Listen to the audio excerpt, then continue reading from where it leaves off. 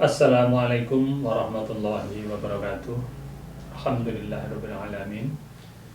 Saya sangat berbahagia dan bersyukur dengan mengucapkan alhamdulillah pada kesempatan ini saya dapat hadir kembali di dalam membuat konten video yang berkaitan dengan aspek hukum atas beberapa hal yang terkait dengan dunia pendidikan tinggi. Salah satu di antaranya adalah tentang peninjauan kurikulum program studi. Seringkali kita mendengar satu istilah yang biasa diucapkan di lingkungan perguruan tinggi, yaitu adalah kurikulum, kemudian juga satuan acara perkuliahan, termasuk juga rencana pembelajaran semester. Nah, semua ini tentu berkaitan dengan penyelenggaraan Tridharma perguruan tinggi, khususnya dalam bidang pendidikan dan pengajaran. Nah, seringkali juga kurikulum sebagai suatu acuan utama dalam penyelenggaraan pendidikan ini satu saat perlu dilakukan satu peninjauan dalam rangka perubahan. Nah, karena itu saya berkeinginan untuk menyampaikan beberapa hal untuk menjawab pertanyaan itu, khususnya adalah bagaimana aspek hukum di dalam peninjauan kurikulum dan juga perubahan kurikulum di program studi pada satu perguruan tinggi. Nah, sekali lagi saya menginginkan bahwa apa yang akan saya katakan ini dimaknai sebagai satu aspek kajian dari sisi hukum, bukan aspek kajian dari sisi yang lainnya, karena memang saya concern dengan pembahasan aspek-aspek hukum terhadap satu gejala yang terjadi di masyarakat, termasuk juga isu hukum. Kajian kita pada kesempatan ini saya fokuskan pada aspek hukum dalam peninjauan dan perubahan kurikulum berbasis kerangka kualifikasi nasional Indonesia pada program studi di perguruan tinggi. Tujuan yang saya inginkan dengan pembahasan ini maka agar sivitas akademika dan juga anggota masyarakat akan memahami secara tepat dan legal tentang proses peninjauan dan perubahan kurikulum program studi berbasis KKNI, serta bagaimana agar hasilnya dapat mempunyai kekuatan hukum untuk dilaksanakan dalam rangka mencapai tujuan program studi. Uraian saya akan saya awali dengan pengertian kurikulum program studi berbasis KKNI, kemudian aspek internal dan eksternal program studi yang perlu diperhatikan di dalam peninjauan kurikulum, kemudian pihak yang berwenang merubah kurikulum program studi, kemudian alur proses administrasi peninjauan kurikulum, kemudian tahap pelaksanaan kegiatan peninjauan kurikulum, dan sistematika dokumen hasil peninjauan kurikulum, serta diakhiri dengan pejabat yang berwenang memberlakukan hasil peninjauan kurikulum program studi. Semua uraian itu nanti akan saya kaitkan dengan dasar hukum dan ulasan hukum seperlunya. Kita awali pembahasan kita. Yang pertama adalah pengertian kurikulum berbasis KKNI dan eksistensi program studi sebagai pelaksana pendidikan di perguruan tinggi. Nah, ketika kita menerjemahkan apa itu kurikulum, menurut saya lebih baik saya sandarkan pada ketentuan peraturan perundang-undangan. Yang pertama, berdasarkan pasal 1 angka 19 Undang-Undang Nomor 20 Tahun 2003 tentang Sistem Pendidikan Nasional, maka pengertian kurikulum adalah seperangkat rencana dan pengaturan mengenai tujuan, isi, dan bahan pelajaran serta cara yang digunakan sebagai pedoman penyelenggaraan kegiatan pembelajaran untuk mencapai tujuan pendidikan tertentu. Jadi pengertian kurikulum ini adalah pengertian kurikulum yang sifatnya umum, baik itu dalam pendidikan tingkat dasar, menengah, dan pendidikan tinggi. Merespon dari ketentuan itu kemudian muncullah Undang-Undang Nomor 12 Tahun 2012 tentang pendidikan tinggi.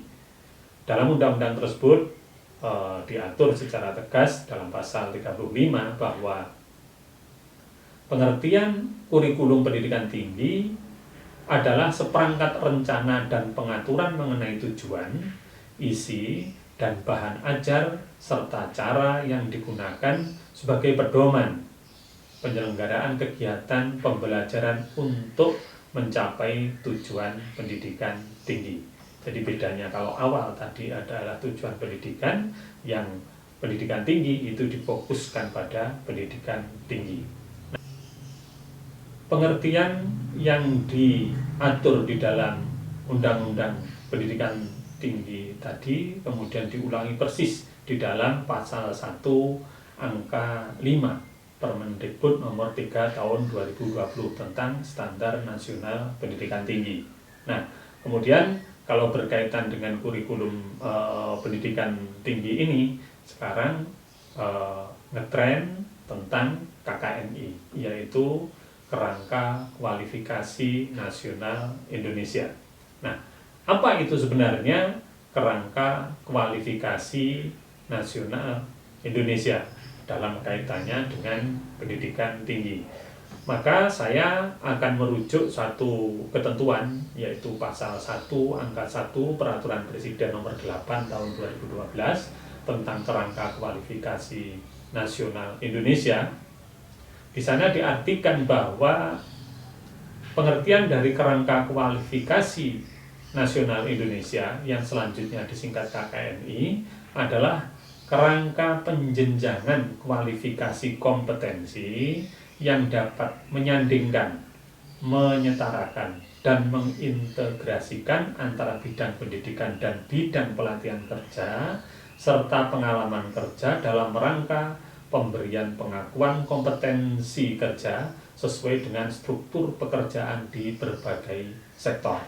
Nah, inilah yang parameternya jelas bahwa yang dimaksud dengan Kerangka Kualifikasi Nasional Indonesia itu adalah suatu kerangka yang terukur, parameternya jelas, deskriptornya juga jelas dalam rangka untuk pencapaian satu tujuan di pendidikan tinggi khususnya.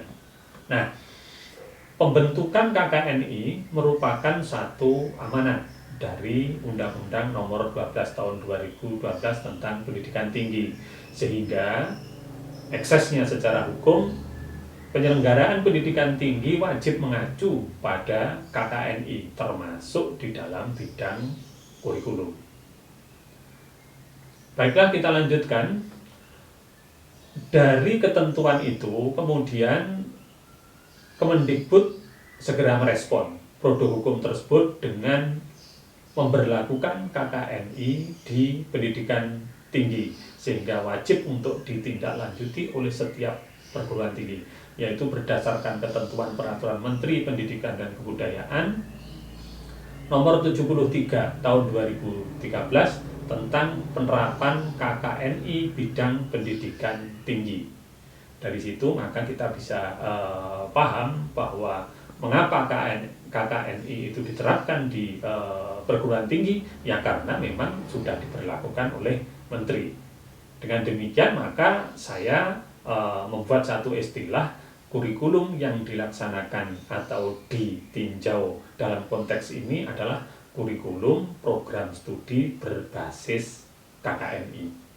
Nah, berkaitan dengan definisi maka saya membuat satu pengertian bahwa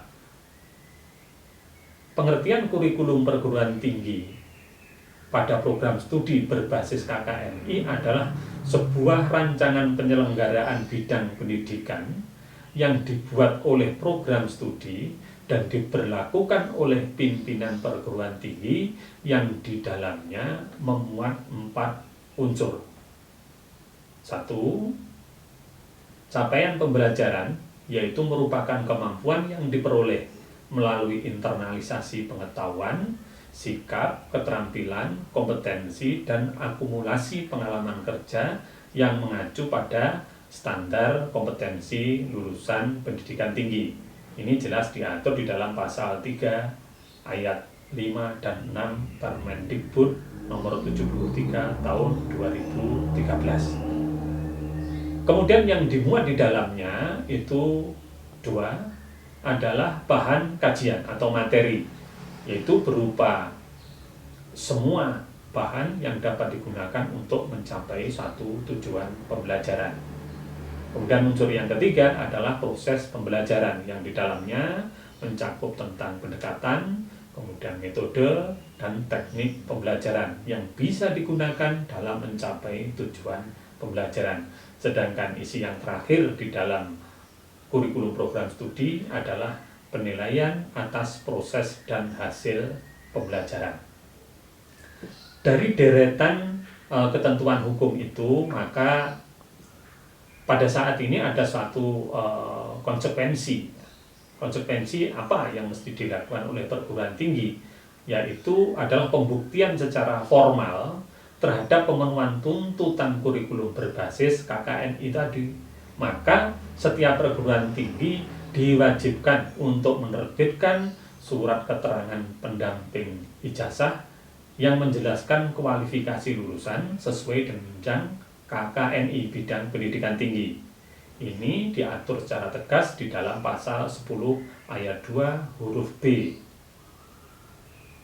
Peraturan Menteri Pendidikan dan Kebudayaan nomor 73 tahun 2013. Kalau sudah jelas tentang pengertian dari kurikulum program studi berbasis KKNI, maka muncul pertanyaan berikutnya. Kalau begitu, apakah setiap program studi harus memiliki kurikulum? Maka jawabannya adalah ya. Karena berdasarkan ketentuan pasal 1 angka 17 Undang-Undang Pendidikan Tinggi, bahwa program studi adalah kesatuan kegiatan pendidikan dan pembelajaran yang memiliki kurikulum dan metode pembelajaran tertentu dalam satu jenis pendidikan akademik, pendidikan profesi, dan atau pendidikan vokasi. Selain itu juga di dalam pasal 33 ayat 1 Undang-Undang Pendidikan Tinggi bahwa program pendidikan dilaksanakan melalui program studi. Kemudian pada ayat 2-nya diatur bahwa kurikulum pendidikan tinggi dikembangkan oleh setiap perguruan tinggi dengan mengacu pada standar nasional pendidikan tinggi untuk setiap program studi yang di dalamnya menyangkut pengembangan kecerdasan intelektual, akhlak mulia, dan keterampilan. Dengan demikian, maka menurut saya berdasarkan satu aturan di dalam beberapa peraturan perundang-undangan tersebut, maka dapat dipahami bahwa setiap program studi wajib memiliki kurikulum, karena program studi adalah pelaksana program pendidikan di perguruan tinggi. Logikanya, bagaimana mungkin satu program studi dapat melaksanakan kegiatan pendidikan kalau tidak ada seperangkat rencana dan pengaturan mengenai tujuan, isi, dan bahan ajar yang akan digunakan. Nah, rancangan ini itulah yang disebut dengan kurikulum.